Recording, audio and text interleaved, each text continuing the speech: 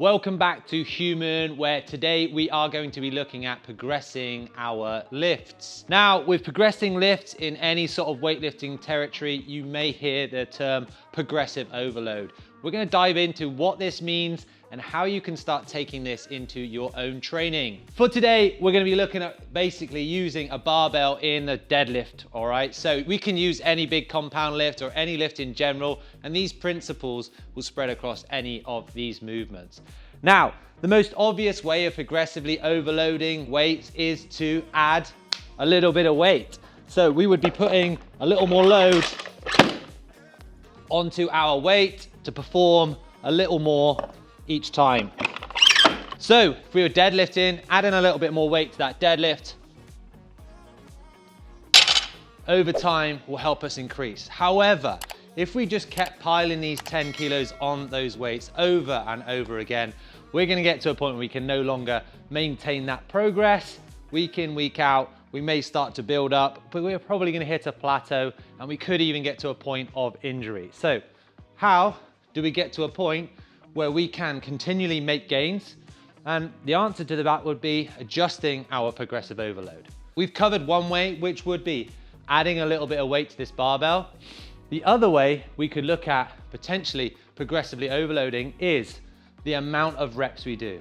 Week one in your training plan, maybe you're doing 3 sets of 5 repetitions. Week 2, it could be building up to 4 sets of 5. So your overall total time under those bar loads is going to increase. So increasing the total amount of work done is another way of actually building up some progressive overload over time with a plan without actually having to keep just adding weight as you go. Your overall volume is increasing with those movements. Another way that we could look at increasing this progressive overload could be adding something we call a tempo.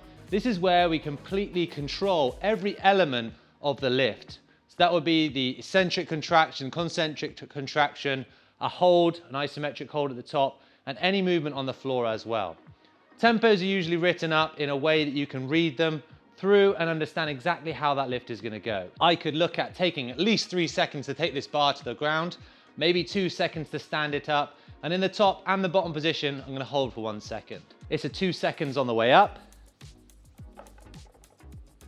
hold for a second, 3 seconds down, hold for a second, and repeat.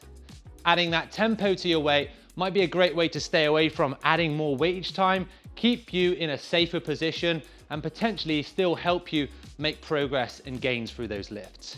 Another way we can look at doing this is decreasing the rest time in between our sets and repetitions. So if you're on week 1 and every set you finish your 5 reps, you take yourself out for 90 seconds to throw the arms, throw the legs around, and then get back into your set. As long as you're controlling that, the next week you could squeeze that rest period down, maybe to every sort of 75 seconds, every 60 seconds, maybe down to 45 seconds, or bringing anything of that rest time down. Your total volume now has been squeezed down and your intensity then has been brought up. So actually manipulating rest time is another way to look at increasing this ability to lift weights in a set time. So technically it's another way to progressively overload your training. Also, we could look at using a few different bits of apparatus. We could use rubber bands to increase tension at the top of a lift. We could use things like chains, which add a more dynamic loading structure to a barbell lift. We could also look at potentially being a little more aggressive and using some different machinery that could help you allow maybe a little bit more weight, so potentially lifting off of blocks or potentially lifting from a deficit. The possibilities are pretty endless on trying to find different tools and progressions that can make these movements feel a little tougher in slightly different ways. Weightlifting is a great example of using things like blocks to try and lift those bars from different positions. You could try and make that position progressively harder or easier to try and make that load change or that stress on your body change over time. So we've talked about a few different ways to progressively overload our lift in a few different ways. So just using a deadlift, we can find hundreds of different ways to find overload without actually just lifting more weights.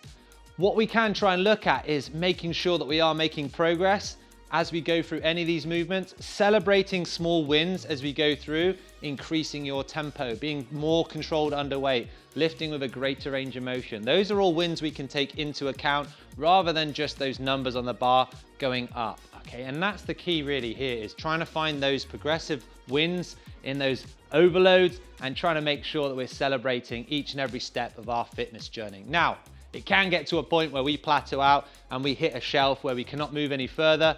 But with these different variations of progressive overload, I can guarantee with these smaller, more inventive ways of progressively overloading, you should be able to break through those plateaus and find more wins within your training of any lift that you take on. We've talked about a few different ways to progressively overload in our training, and that can sound pretty daunting as you go through it. So if you are looking at starting out with a progressive overload, there's nothing wrong with adding a little bit of weight as you go. However, looking at different movements and keeping it simple, maybe increasing control as a beginner, I think that's a great thing. So the keys to take away, I think, for this progressive overload to start off with is adjusting your reps that you can do, maybe doing a couple more reps, increasing control with more tempo, and then also, once that's in place, adding that load over time. You want to look at the mechanics first before you start building up those weights. So using a tempo, adding more reps in there can be a great opportunity for you to really hone in your skills in any lifts. So hopefully this video on progressive overload has shone a few new bright spots on your training. You can see a few ways to get those new gains. We would love to know if it's helped you in your training break through some of those plateaus. Do hit us up in the comment section. Don't forget to subscribe. If you want to keep us making these videos to help you guys, it really helps us. So drop us a follow, make sure you get in the comments and find us on other social media platforms and see what else we're up to. Thanks guys.